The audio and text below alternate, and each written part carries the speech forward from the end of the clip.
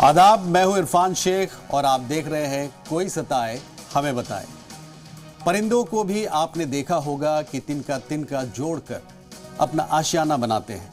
दिन भर चाहे जितना उड़े, लौटकर उसी शाख पर आते हैं जहां उनका अपना घोंसला होता है। अपना घर, अपना आशियाना, अपना ठिकाना बनाना कौन नहीं चाहता। लोग अपने उम्र भर की कमाई समेटकर अपने ख्वाबों की इमारत खड़ी करते हैं। चाहे बुजुर्गों से मिली हवेली हो या झोपड़ी, आने वाले नस्लें इन्हें एक यादगार के तौर पर बरकरार रखती है। पुश्तैनी मकानों के खिड़कियों और दीवारों से भी मोहब्बत करते हैं। दूर जाते वक्त दरो दीवार को भी पलट पलट कर देखते हैं। लेकिन उनका दर्द कौन समझेगा जिन्हें उन्हीं के घर से बेदखल कर दिया गया, जिन्हें अपनी ज़मीन, अपनी तहजीब, अपनी आबो हवा, अपना इलाका, अपना दयार, अपनी बस्ती छोड़ने पर मजबूर कर दिया गया। घर से दूर दर बदर होकर जिंदगी गुजारनी पड़ी। ज़माने की तलखियाँ और सख्तियाँ झेलनी पड़ी। न कोई शिनाख्त, न कोई पहचान, न कोई अपना, न कोई हमदर्द, बस एक रिफ्यूजी बनकर रहना पड़े। इन्हें भी अपने घर याद आते हैं। इन्हें भी अपने खेत खलिहान याद आते हैं। इन्हें भी वह जगह याद आती है जहाँ बचपन गुजारा था, जहाँ ये खेला करते थे। और दिल में एक ही बात रह रह कर सताती है कि कब वो दिन आएगा जब हम अपने घर जाएंगे, कब हम अपनी ज़मीन पर कदम रखेंगे, कब हम अपने दरो दीवार का दीदार करेंगे।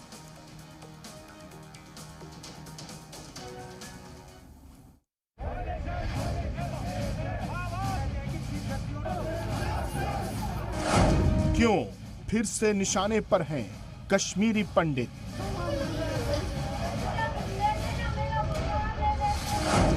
एक के बाद एक क्यों हो रहे हैं हमले। नौकरियां सरकार दे रहा है सर, ठीक है, उनको भेज रहा है, हम जाने को तैयार है, पर हमारा कुछ तो मालो जान की तो हिफाजत होनी चाहिए। अपने ही घर में क्यों पराए हैं कश्मीरी पंडित।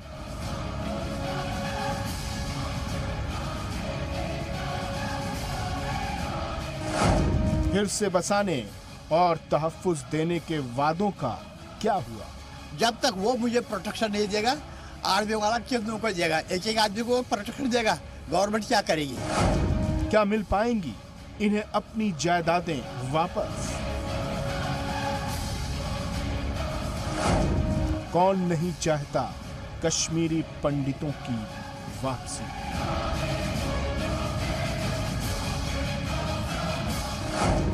वादी की गंगा जमुनी तहजीब का दुश्मन कौन।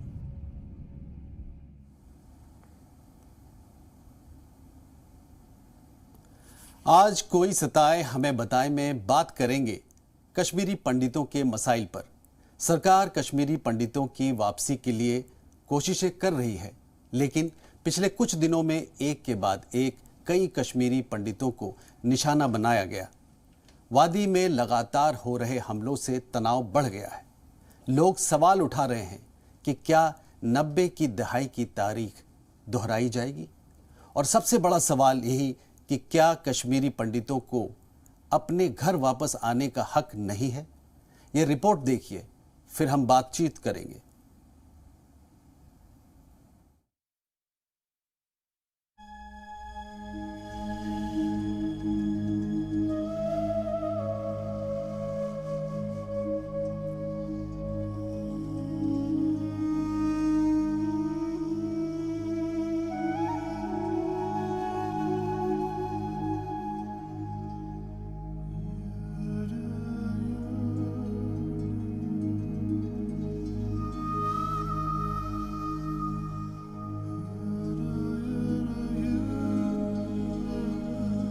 गरम गरम लगाया और ये पट्टी के आंखें की पट्टी को उठाया, वो इनको चाकू लगाया, ये लाइट भी खत्म। गली में निकली तो मैंने अपने भाई को वहाँ देखा नीचे गिरे हुए, तो मैंने उसको उठाया और बुलाया सतेज सतेज, मगर वो कुछ नहीं बोला। उनको पोस्टर लगाए थे, फिर उन्होंने बोला कि आपने कोई मुसलमान नहीं आया था हमें बोलने के लिए। पोस्टर देके फिर पुलिस गई सिविल वारदी में देखने के लिए, तो वहाँ उन्होंने लिखा था उसमें कि हमने उनको मारा, जहलम में डाला हमने उसको, मगर हमें आज तक बॉडी का पता ही नहीं चला। लाश तो हमें नहीं दे दी गई। मैंने प्रोटेस्ट किया डीएसपी को, उसने माना नहीं। उसने कहा मैं तो तहकीकात कर रहा हूँ।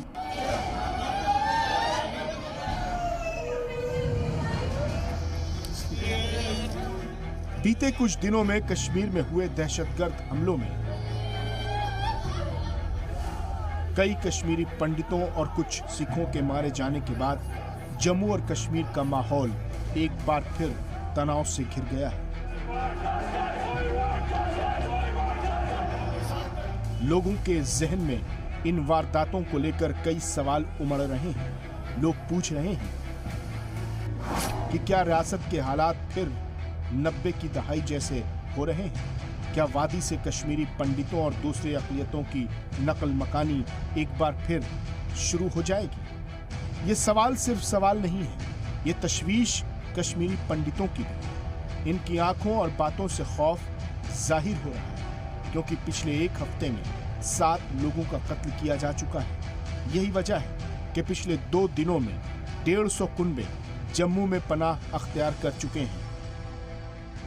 जो कश्मीरी पंडित वादी में सरकारी नौकरी पर तैनात हैं, उन्हें भी डर सता रहा है।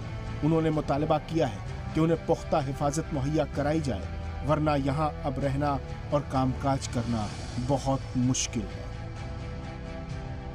नौकरियां सरकार दे रहा है सर, ठीक है, उनको भेज रहा है, हम जाने को तैयार है, मगर हमारा कुछ तो मालो जान की तो हिफाजत होनी चाहिए। उसके लिए सरकार ने पहले ही डिसाइड किया था कि एक जगह दे देंगे जहां पर इनकी सिक्योरिटी भी होगी और अपना अच्छा खासा प्रबंध होगा, मगर अभी तक उसका तो कोई रोड मैप तो सामने आया नहीं। जहाँ तक क्वार्टर्स का सवाल है, वो एक क्वार्टर में एक फैमिली माना एक फैमिली के 5 बंदे हैं, 6 बंदे हैं, और दूसरे फैमिली के 4 बंदे हैं, 5 बंदे। क्वार्टर एक ही है, किचन एक ही है, बाथरूम एक ही है, उनको वहाँ पर प्रॉब्लम होती है। आज 32 साल हुए, किसने हमें वो जस्टिस दे दी? जितनी किलिंग्स होगी, किस सरकार से हम मांग सकते हैं कि हमें जस्टिस दे दो? किस बुनियाद पे हम वहाँ वापस जा सकते हैं? या एक क्या कोई तो तरीका है, कोई ब्लू प्रिंट है हमारे पास कि हम वहाँ जाएंगे और वहाँ वेलकम करेंगे? इट इज़ ओनली तब हम जा सकते हैं जब वहाँ के लोग उस मिलिटेंसी के खिलाफ खुल के बाहर निकल जाएंगे। जब मैं जाऊंगा उधर, मैं अकेला भी चलूंगा, तो मेरे साथ जब दूसरा आदमी होगा वो तो मुझे देखता होगा कि इसको कब ये इधर से थोड़ा सा इधर अंधेरे में आ जाएगा तो गोली मार दूंगा। हमें सोशल सिक्योरिटी जो उधर का रहने वाला लोकल जो होगा, जब तक वो मुझे प्रोटेक्शन नहीं देगा, आर्मी वाला कितनों को देगा, एक आदमी को प्रोटेक्शन देगा, गवर्नमेंट क्या करेगी? सरकार ने कश्मीरी पंडितों की बाज आबादकारी का वादा किया था।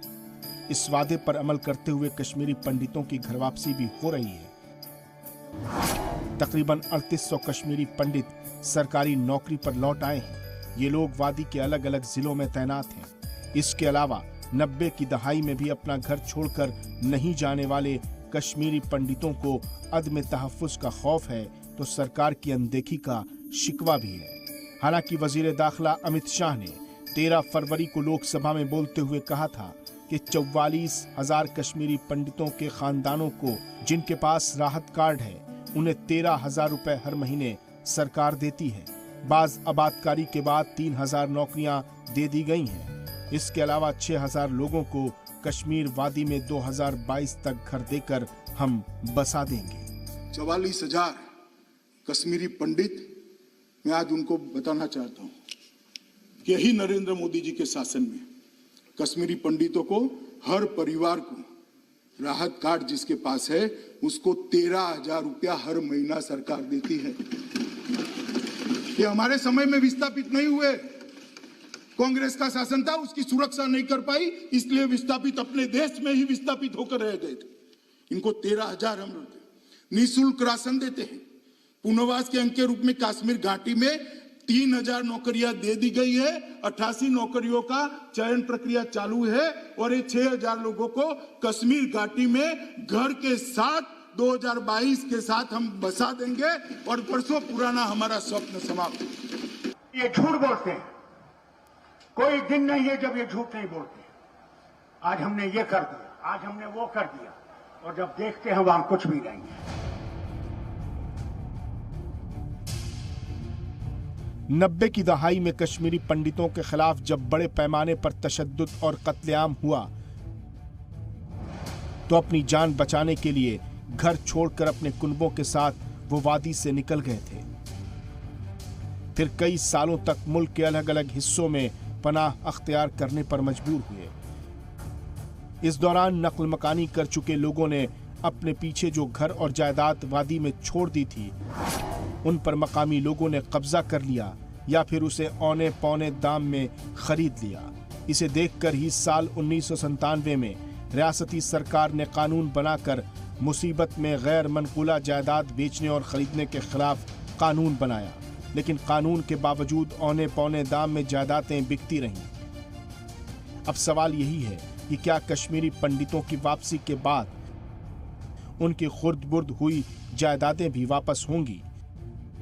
हालांकि ऐसे 1000 मामलों का निपटारा करते हुए जायदादों को उनके असली मालिक के हवाले कर दिया गया है, लेकिन जानकार ये भी कहते हैं इन्हीं जायदादों को लेकर एक बार फिर से तशद्दुद भड़क रहा है। मुर्दाबाद मुर्दाबाद मुर्दाबाद मुर्दाबाद मुर्दाबाद मुर्दाबाद। ऐसे में 90 की दशक के बाद भी अभी तक इनके जो बुनियादी सहूलियात हैं वो अभी तक उनको फराहम नहीं की गई हैं।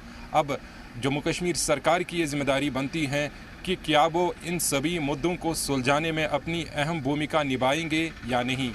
कैमरामैन अशरफ के साथ फारूक वानी, जी मीडिया, श्रीनगर।